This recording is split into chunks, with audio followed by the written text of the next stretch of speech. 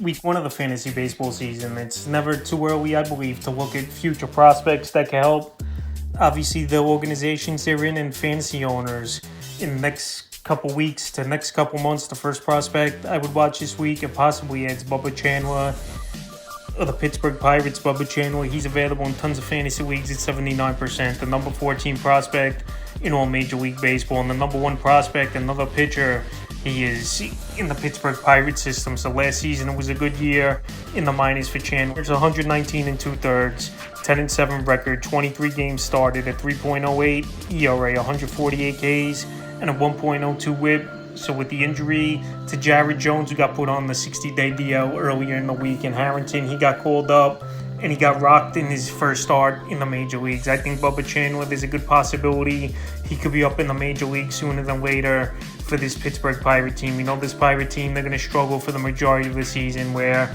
obviously many off seasons they don't go out there and make big moves or big splashes. They're a small market team, is Pittsburgh, but if they could have Paul Skeens at the top of the rotation and pair him with Bubba Chandler, who I believe is ready to go and can contribute to this Pirate team and fantasy owners, he's definitely someone to keep an eye on.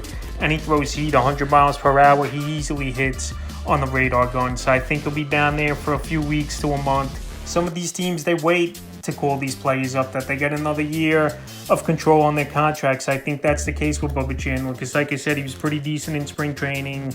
He's been in this system a few years, and he's one of the top pitching prospects in Major League Baseball, so he's definitely someone to keep an eye on. And like I said, if you want to stash him on an NA spot, because I believe he'll be up sooner than later for this Pirate team, especially if they're going to be out of it in the first month and a half of the season, where they're going to have a bad record, and start calling up the kids. Chandler's someone to go out there and add. The next prospect, Roman Anthony, the Boston Red Sox. Roman Anthony, number one prospect in all Major League Baseball. He's only 20 years old, and so far this season, he's off to a decent start in the early going of the minor league season. 2 home runs, 4 RBIs, 4 runs scored, a 273 average, and a 467 on base percentage in 11 at-bats. So we saw Christian Campbell sign an 8-year, $60 million deal where they bought his years of arbitration out, was this Boston Red Sox team. And Roman Anthony, I believe he's a guy that's going to be ready sooner than later as well for this Red Sox team. I know the Red Sox, they're off to a slow start in the first 6 games of the season here, but Roman Anthony, he's had enough experience in the minors, I believe, where he could be ready to go in a few weeks to middle of the year. Like I said, number one prospect in all Major League Baseball. He's been in the minor leagues now 3 seasons, with this starting his 4th. And he's someone that this Red Sox team's obviously high on, and he could bring power, he could steal bases, decent batting average, good on-base percentage guy. And he's someone that's got all the tools. So right now, Roman Anthony, I think it's just a matter of time before we see him in the major leagues. And he's available in still a decent amount of leagues at 72%, but someone to keep an eye on, because like I said, if this Red Sox team continues to struggle and they want to obviously call up Anthony to get a spark in this lineup, because they spent a lot of money in the offseason, signing Bregman to $40 million a year, trading for Garrett Crochet, signing him to a big extension a few days ago. I think we'll see Roman Anthony in the major leagues, and let's be honest, there's not much blocking him right now in that outfield for this Boston Red Sox team. The next prospect, Quinn Matthews of the St. Louis Cardinals. This Cardinal team, they were off to a nice start in the early going of the season, but I believe they're a little thin in that rotation in the back end of St. Louis. And Quinn Matthews, he's someone that I believe could come up and help this St. Louis Cardinal team sooner than later. Our 6'5" lefty, which is hard to find nowadays, is Quinn Matthews. Matthews, he's available in tons of fantasy leagues at 93%. Number 44 prospect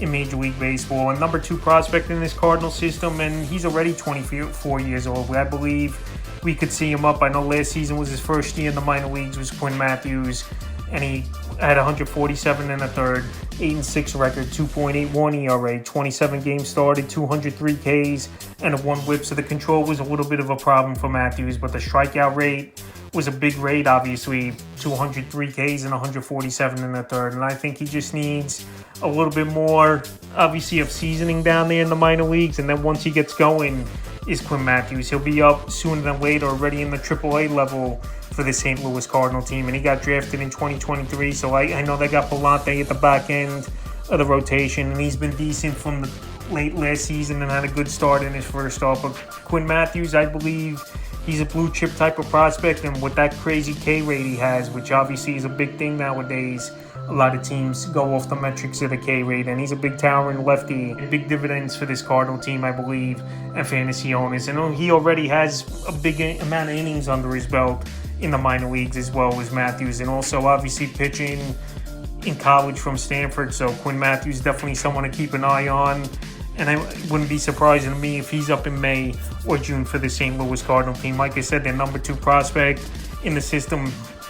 Next prospect, Noah Schultz of the Chicago White Sox. I thought last season there was a shot Noah Schultz was going to come up in the major leagues for the White Sox, where obviously they were going nowhere, and they were the worst team in baseball history last season record-wise. I know they were off to a great start.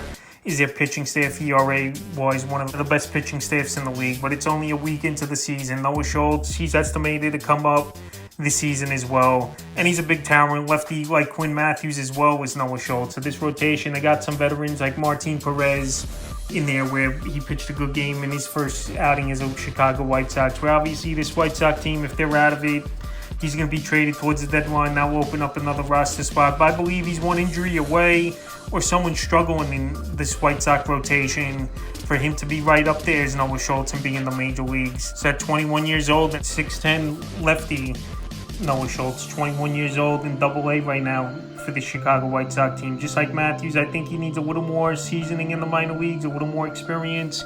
But once he's up, he's going to be up for good, because like I said, I believe this White Sox team, they're not going to be a great team this season. They're not going to go anywhere, and it's about all the kids and trading some of the veterans on this roster to get more younger players on this team. So Schultz last season, they used kid gloves with Noah Schultz. Only 23 games started, only 88 in the third, 0-4 record, 2.24 ERA, 115 strikeouts and 0.98 whip, so a strikeout rate pitcher just like Quinn Matthews. He's got electric stuff, and at 6'10", that's a great advantage, especially coming from the left side, where we don't see a lot of big left-handed pitchers nowadays in the major leagues. So Noah Schultz, he's got the makeup to be a good pitcher, and I believe he'll be up with this White Sox team by the summer months the latest, because like I said, they'll either make a deal or someone will go down with injury, and if he's dominating in the minor leagues, they're going to give him the call, because the strikeout rate was great last season. I know the innings weren't much, 88 in the third. ERA was great as well. Right now, Schultz out there, 94% of fantasy leagues, the number 1 prospect in this White Sox system, and the number 15 prospect overall in the major leagues. And the final prospect I look to watch this week is Brandon Sproat, another starting pitcher of the New York Mets. So Brandon Sproat, he had a decent spring training for the New York Mets, and he's their number 1 prospect in this New York Mets system, and also the 45th prospect overall in Major League Baseball is Brandon Sproat. So quickly, he's been moving up the organization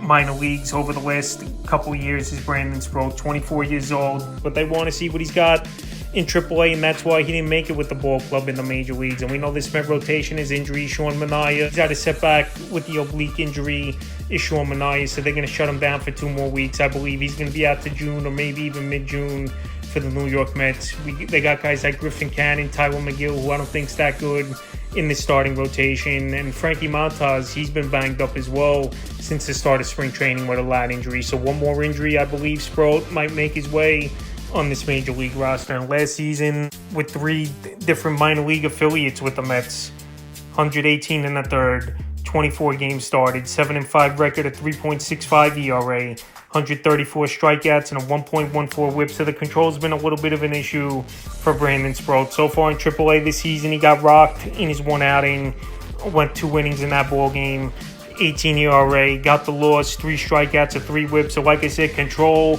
and getting ahead in the count's a big thing that Sproat's got to work on, and that's why he didn't make it with this New York Met team in the Major League Club this season. But like I said, they're 1 more injury away where they got to call him up. And they got guys like Cannon and McGill, who I don't think are really rotation pieces in the Major League. So definitely Sproat, someone to keep an eye on. Number 1 prospect, like I said, in the Met system, and he's available in 96% of fantasy leagues. So that's a few prospects I would watch for week 1 of the fantasy baseball season.